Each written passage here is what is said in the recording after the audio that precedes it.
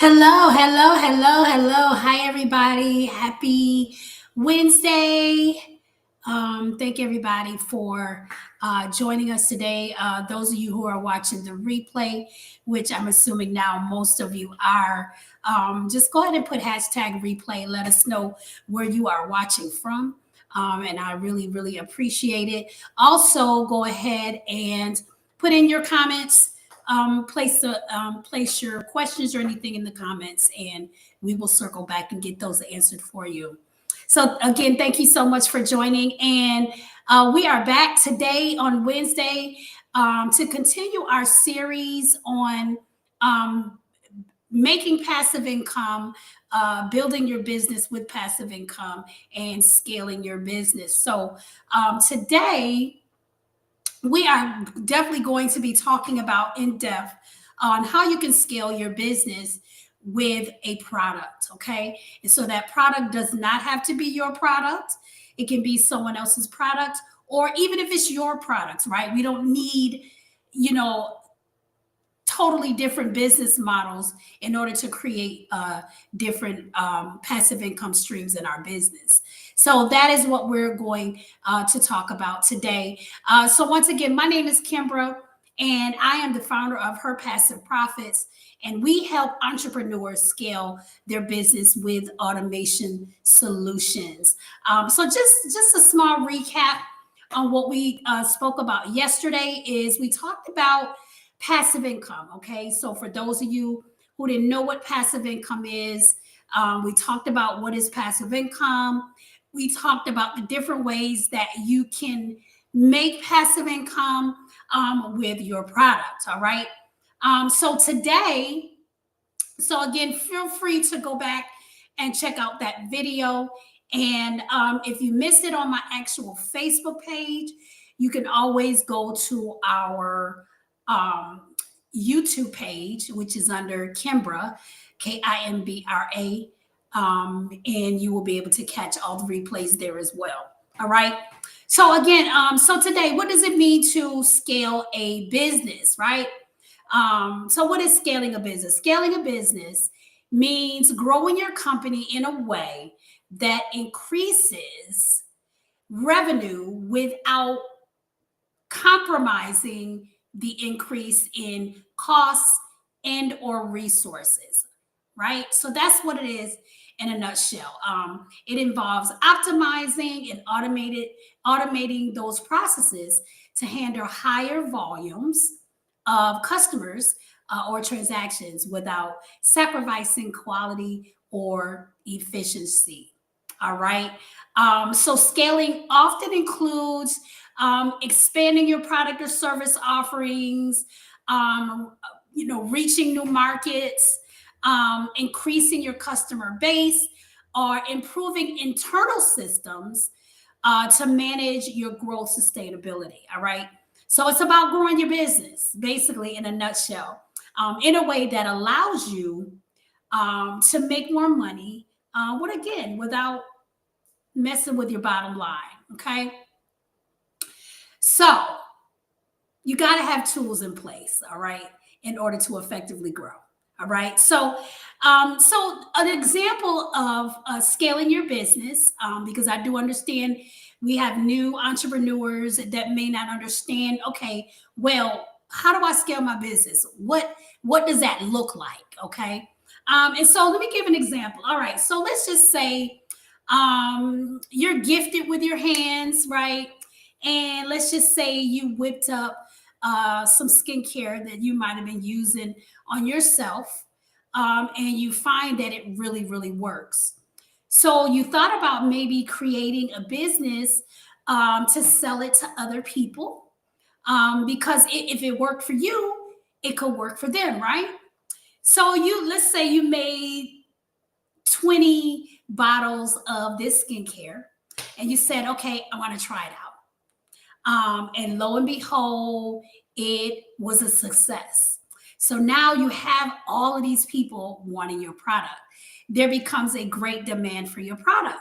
And so you do what you can, you whip it up in your kitchen. All right. So you went from making 10 bottles of skincare to, let's say, 200 bottles of skincare, all right, in your kitchen, right? So, how do you scale that business, all right? Because again, you only get so many hours in a day. You can only do so much, right? So there has to be a way, or there has to be systems in place that you can seek out so that you can scale that business, meaning you keep the same product with the same ingredients, right? Same packaging, everything else, but make a bigger volume to service more customers. So, how would you do that? So in your case, you would seek out some type of manufacturer that will be able to reproduce your product in bulk. Now, as we said earlier, um, a lot of times it doesn't, include overhead, right? Not ongoing overhead or a lot of money, but in terms of scaling something like a product of something like skincare or different things like that, it may take a little more overhead. So, what would you do in order to maintain that cost so it doesn't touch your bottom line? You would maybe increase your prices, right? So based on what a manufacturer can give you for 1,000 bottles of skincare, for instance, I had skincare, Hustle Her Hemp. I'm not sure if any of you remembered that, but we created our own CBD skincare that we ran for a while. And so I was able to find a manufacturer that literally made me 5,000 bottles at a time. And that was really all I could afford at the time. And so they made 5,000 at a time, right? So at the time, before we found the manufacturer, we were selling the skincare for, let's say, about maybe $12 a bottle, which is a nice 4-inch bottle, but was really expensive. We're talking about CBD here, right? And so once we decided to go with the manufacturer, right, we had to increase our prices. So our prices at that point, the price margin was $24.95. So we pretty much had to double our price so we won't eat the cost of the manufacturer's costs. Okay. And so that is a prime example of how you, with a product such as skincare, how you would scale your business. All right. So, of course, it'll be different when you're talking about coaches and freelancers and different things. They can scale their business in other ways. For instance, a real estate investor maybe want to scale their business by creating ads, right? Because again, they already know who their audience is, they know where their audience is. And so, what they need to do is just get more of that particular targeted audience. And so, based on those, numbers, right? They can go ahead and scale their business through something like ads, right? So it looks different for each type of business, all right? So we just wanted to give you an example of what scaling looks like, all right? So what are some examples of tools to help you scale your business? And so, like, for instance, coaches and another type of business that we cater to is virtual assistant agencies, right? So, how would a virtual assistant scale their business, right? We know that virtual assistant agencies, they're dealing with more than one client. So, when you have more than one client, in order to keep you from having to become burnout as far as sending, onboarding packages, sending welcome packages, sending invoices, and kind of just literally spending all of your time doing those repetitive tasks rather, we have what is called a CRM, right? A CRM is a all-in-one marketing solution that will allow you to do everything in one place, right? Literally your entire business. So if you have 10 clients as virtual assistants, you'll be able to have each client account within that CRM. Everything is separate. Their contracts, their invoices, the social media marketing, if that is a job, a service that you're offering them, Facebook ads, if that's a service that you're offering them, everything is separate, right? So that you can keep your clients separate. And then you have a central account, right, which would be your main account where you would send out your invoices and different things in order to vet that client, not only vet the client, right, but in order to onboard that particular client. So we have the CRM. Email marketing is another way that you can scale your businesses. And contrary to popular belief, a lot of businesses aren't using email marketing, and I don't know why. Because you can make sales in your email marketing in your sleep, right? You pretty much set up the campaign, create your copy for the email, set up the campaign, and let it roll, right? So everybody that accepts your lead magnet are in a campaign where you can nurture them, right? And eventually they can become a client or a customer. Another thing is project management tools like Trello and Asana. What automation solution do you know that would have that, right? Again, everything in one place, right? So that you can run your business effectively. So what do these tools have in common? Obviously, as we said, they have automation in common, right? And so in terms of having the automation in common, you would get someone who is an automation expert, such as myself, and we would help you put those things into place so that your business can be automated correctly, right? And so you can do the things that you love to do, and that's be out on the front, getting your customers, bringing them into your sales funnel, okay? So let's look a little bit deeper at email marketing. Again, when you build an email campaign, it's because you want to automate, right? And nurture the sequence. I remember one of our clients, and he was actually a restaurant owner. And yes, we do work with restaurant owners. They work hard, right? Fixing those dinners and those things for oncoming customers. What can we do on the back end, right, to get those customers to become multiple customers, to come multiple times in order to patronize that business? And so we created a nice email campaign offering discounts, providing value, right? Because a lot of times people don't know like what ingredients are listed in this. Or if you have a new product coming up, you might want to include your audience, right, in this particular product, and then maybe have a big launch, for that particular product. And these are the things that having email marketing in place and different things like automation can do for your business. Now, again, it's called automation.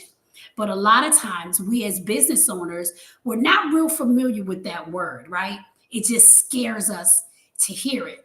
Another example of me not having automation is I have a virtual call center. Now I do, but I originally had a call center back in 2016.